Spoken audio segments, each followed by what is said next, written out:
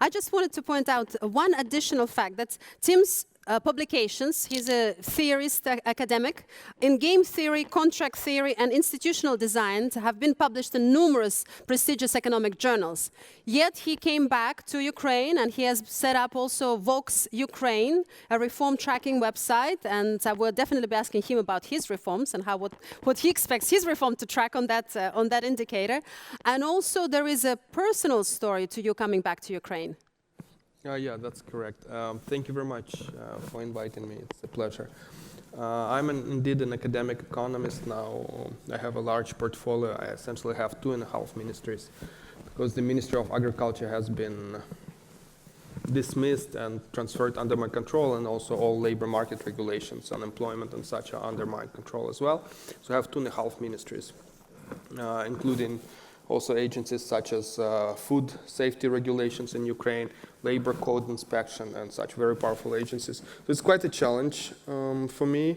I taught Mass Camp, a PhD program, entry level in Pittsburgh, and in August, and on Friday was the final exam, and on Wednesday the candidate prime minister texted me and said if I'm willing to fly in overnight to Ukraine to meet with the president and be considered for an appointment, to which I said, you cannot be serious, and there's final exam on Friday. So I don't see how it's possible that I fly, and it's an intense mass camp, so I can't abandon the situation. He was very furious about this, said I'm not serious. I said he is not serious. Then I basically flew on Saturday after the exam. On Monday, I met with the candidate prime minister. He told me to build a team. So I built a team over there, and overnight the team worked on some kind of reform proposal. On Tuesday, we met with the president and his team.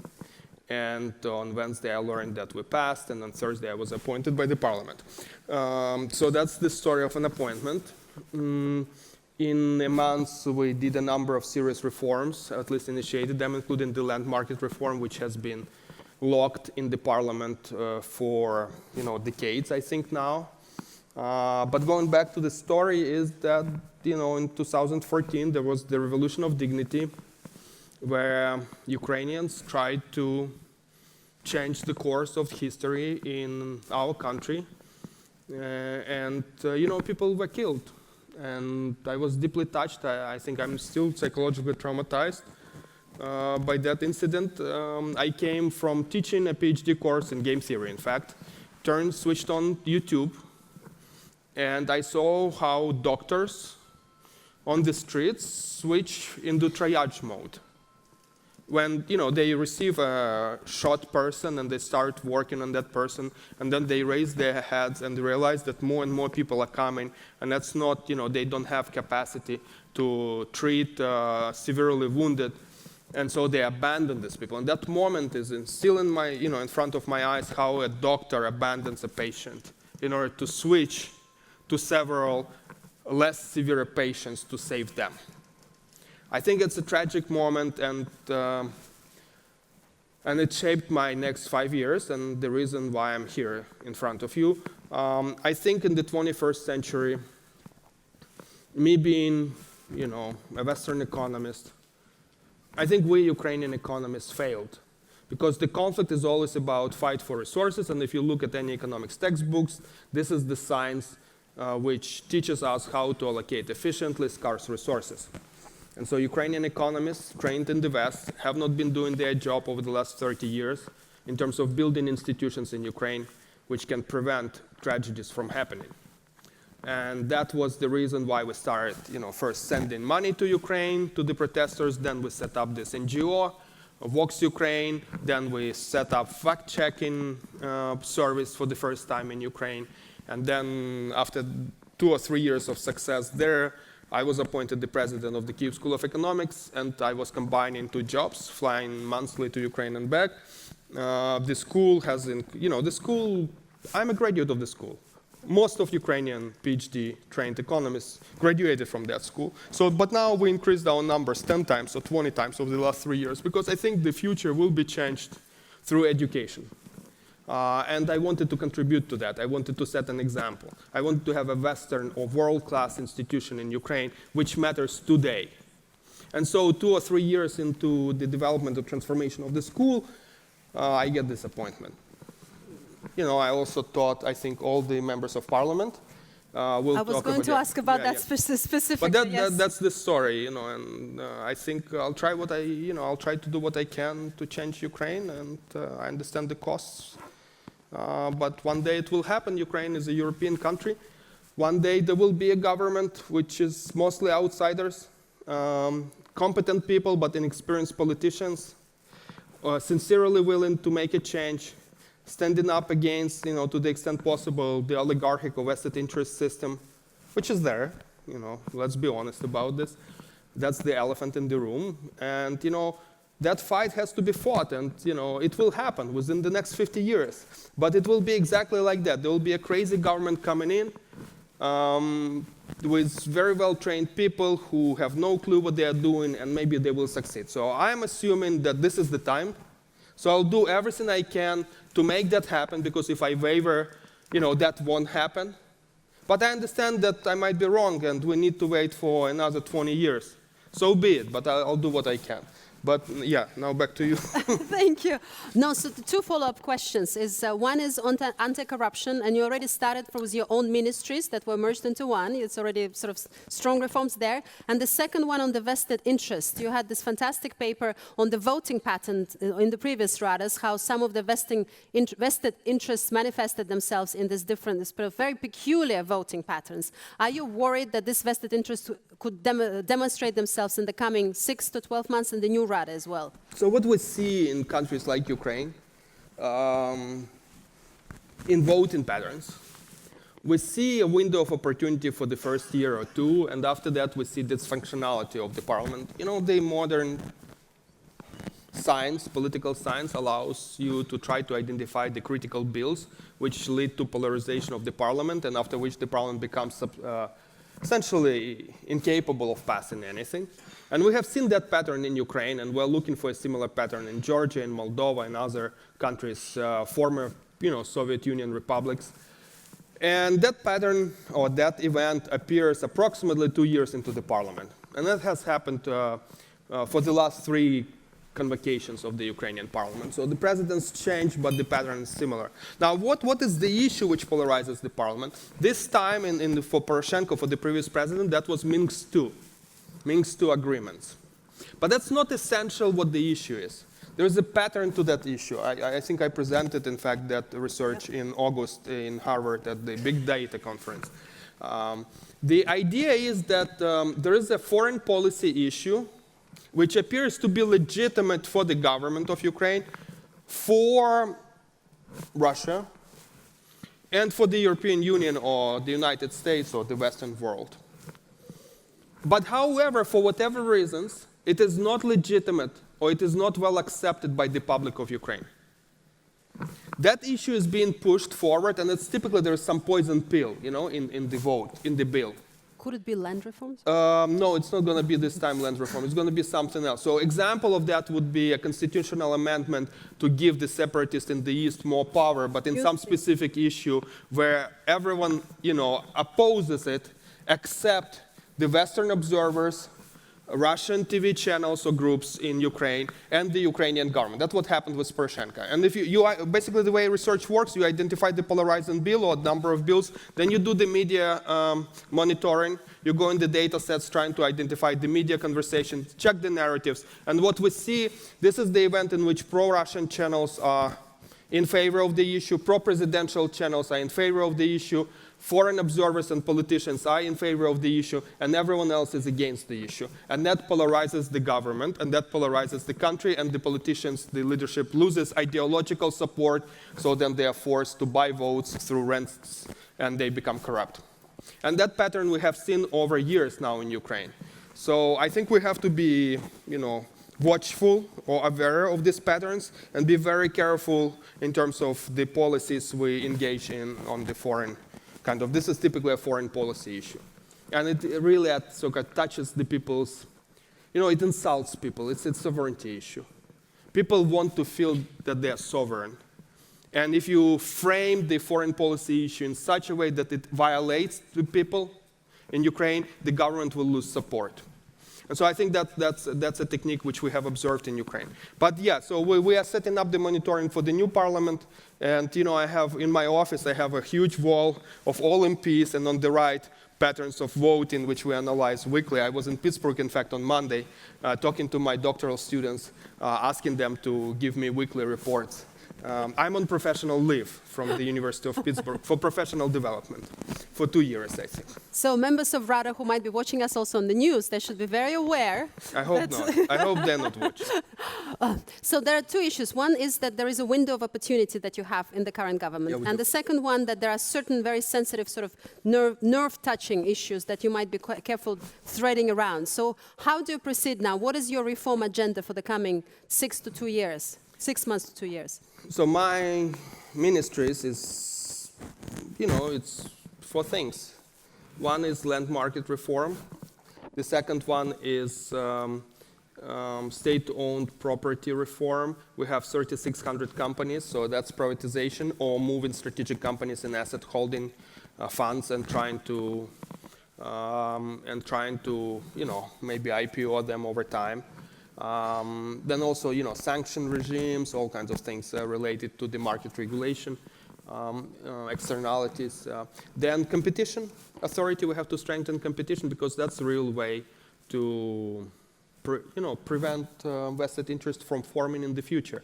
Otherwise, you're chasing your own tail all the time. And export promotion. And finally, labor market reform. This, I want to emphasize that Ukraine has been held back, in my view. And that's the view I have I have presented or sold to the president, and that's why I probably got an appointment. I think the Ukrainian public or the Ukrainian economy has been held back because of the following phenomena. And there's nothing new to it. It's just macroeconomics. So you have 2 labor markets in Ukraine. In one labor market is you and me, all of us. That's the labor market which benefits from investments, from technology transfer, from all kinds of economic growth, modernization. This is where vacancies are being created. And there is another labor market in which, unfortunately, the majority of Ukrainians are. They are not ready. So let me give you an example. Imagine we do land market reform and we get investment in agriculture, and there's a company coming in and buying a tractor. This tractor is worth $500,000. Will they trust to employ people from the village who have recently basically manned the Soviet Union type tractors? Probably not. They probably would like to have a very well-trained operator who is reliable, who can be trusted with the equipment. And that person might not be available in that specific village. They might even have to hire that person from the Netherlands or Poland. It might be Ukrainian, but it might be a person from Poland. So in fact, that kind of reform is going to create vacancies in the high-tech, high-tech blue-collar market, but will destroy 5 jobs, let's say, in that very village. So therefore, people who live in the village perceive that as a threat. It would be great for the economy. We'll have a higher GDP and maybe taxes. But those specific 5 people who today are working on this silly equipment from the Soviet Union, outdated completely, those people stand to lose from innovation. We have seen a similar pattern in the security conflict in the East. Okay, we'll get back to that. But in the East, what we have seen, there is analysis by Yuri Zhukov at the University of Michigan, one of top people on conflict resolution. That person has done a big data analysis on trying to identify the reasons for violence in the east of Ukraine. That's the area in which separatists are present. And we're not asking the question in that research whether there is a reason, who is behind violence, whether it's Russia or, I don't know, space monkeys or someone else. We're not asking that type of question. We're asking the question, what explains that in one village we have 30% more murders or, victims than in a village 5 kilometers or 5 miles away from that village? We want to explain not the absolute level of violence, but the difference. And we can run, any regressor you can imagine, including ethnic composition, political voting, gender, all kinds of things. The only thing which matters is the type of industry. Manufacturing guarantees higher violence rate. Manufacturing is one of the most outdated industries in Ukraine, in that area. So that fits in the story that a fear of losing, of change, of becoming pro-European, pro-Western, means for people who live in specific areas, no jobs. That no jobs transfers into the anchor for Ukraine, into an opportunity to derail any reform, into a source of energy for populism. If we don't address that issue with the second labor market, if we don't train those people, don't create jobs for them, don't move them together with the vacancies from the lower quality job market into better quality job market, we won't be able to move Ukraine up. And I think that's the story about which I care, and that's why the labor market regulation and employment policy and training and professionalization is also in our ministry. So I think that's critical to think about this. It's a macroeconomic policy. You need to make sure that labor markets are flexible, but you also need to make sure that people in the labor markets are freely moving between the labor market which is dying into labor market which is thriving. Thank you. This is an issue not only for Ukraine, indeed, right? No, that issue is present everywhere, and I think that's a reason for populism. That's a standard macroeconomic story now in many countries, and Ukraine is just an example. So in terms of the retraining programs, for example, you already started from changing your ministry completely. I understand there were a lot of dismissals as well, sort of cleaning up the industry, the regulations, separating SOEs, management from the policy making. You're hoping for privatization reform as well. But what are your plans in terms of exactly sort of training, retraining, moving people to, to the more prosperous regions? Because not many countries, there isn't a template that you can use. Or do you think there is a template, maybe? Well, the Eastern Germany is a template. Successful? I think so. To an extent possible. That's a difficult job, but Germany faced an enormous challenge, bringing half of the country, which was outdated, into a better economy. And I think that's a successful example, and we are getting advice from people who were involved, in fact, in that reform. And, that's not the only way. The World Bank is going to help us too, and, what we know works, we'll try. But the idea is that you basically have to go, at the micro level. You target, you identify where you're going to be having people who are going to be laid off or already have laid off. You have to profile their skills. You have to identify where the mismatch is, because we have 8 or 9% unemployment rate, and yet companies are complaining that they cannot hire workers. That's consistent with the stories that there are vacancies in good markets that are not being filled in because there are no skills. So you profile that, and then you put resources and incentives into making sure that people who are unemployed, get the skills, but not abstract skills, but the skills which are needed in that specific area. And land market reform can help, by the way, by creating jobs. Do you think there will be enough buy-in from the population around the land market reform? Because there is a lot of fear that foreigners will come in, buy up land, and there are also special interests, there were, at least in the past, in Rada and in the ministry. Well, I've just been discussing it before this meeting. The special interests are interested in what? In suppressing prices for the market for land. That's done through suppressing of competition.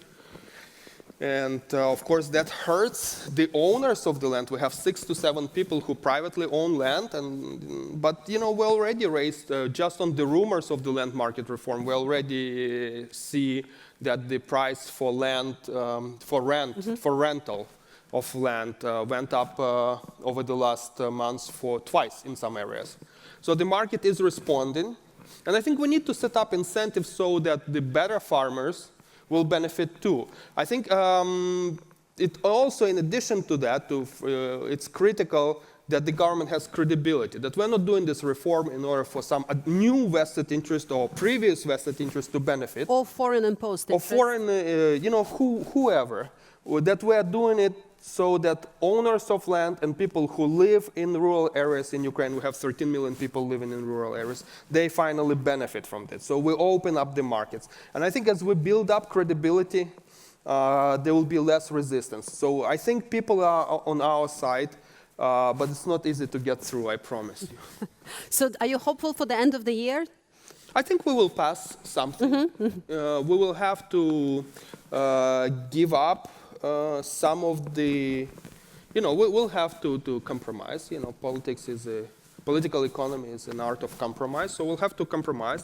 But I think it's some sense of inevitable. We have been able to transfer the populist narrative in Ukraine from raising salaries into raising salaries through economic growth.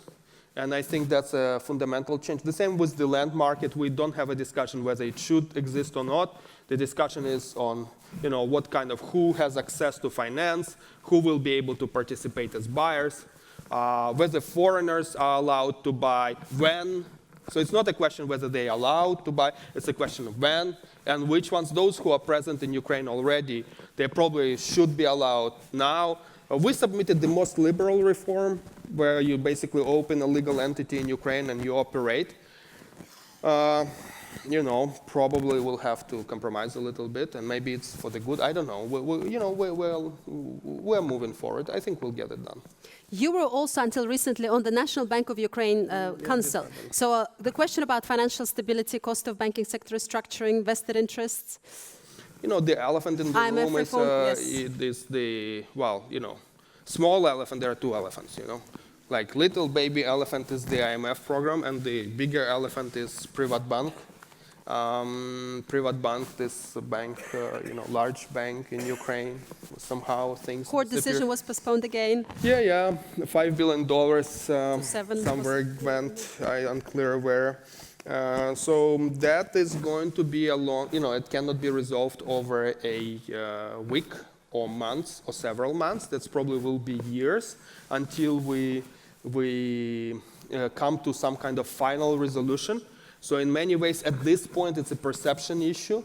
Perception issue on several levels. One of them is on independence of the central bank. I think that perception issue has been addressed satisfactorily for the IMF and also many people who follow the news. For example, we are coordinating our macroeconomic forecast for the first time ever in history of Ukraine. We have a memorandum of understanding where we commit to independence of the central bank, and the central bank commits to independence of the government from the central bank. And then we commit not to blow up the fiscal policies and be responsible, whereas they commit to follow the inflation targeting regime and commit to the forecast of decreasing or increasing the discount rate according to their forecast. So I think we're, for the first time in Ukraine, we're coordinating policies, and it's not an easy process, but we're moving there. Indeed, I served on the Council of the Central Bank, so that's, that gives me some sympathy and understanding. My second deputy on analytics also was the head of the monetary policy department in the central bank. Now, so that's, I think, is fine. On the part of Privat, I think we have to do much more to demonstrate and to ensure, frankly, that we are credible as the government. I think the equilibrium is yet to be decided, but I'm pretty confident that we are in the best shape possible. And finally, the IMF, the minor elephant in the room, is that we have just met with Kristalina, just the meeting before us, so we have discussions. They have, there are some technical issues we're going through. One of them is that they would like to see the budget passed. We have submitted the budget. And the second one, they also would like to see the government perform, so they're observing us. I cannot comment too much on the details of the meeting, but I think, the process more or less is normal. We have to address the Privat issue, but that will be a hunting, issue for maybe even years to come. So far, however, if you look at this using revealed preference approach, the actions, the government has done nothing in favor, not to protect the taxpayers, and there has been no mistakes in the policy so far. So please, check the facts and support us in any way possible. Invest in Ukraine too, you know. Thank you. Thank you so much, and I hope we will be back soon.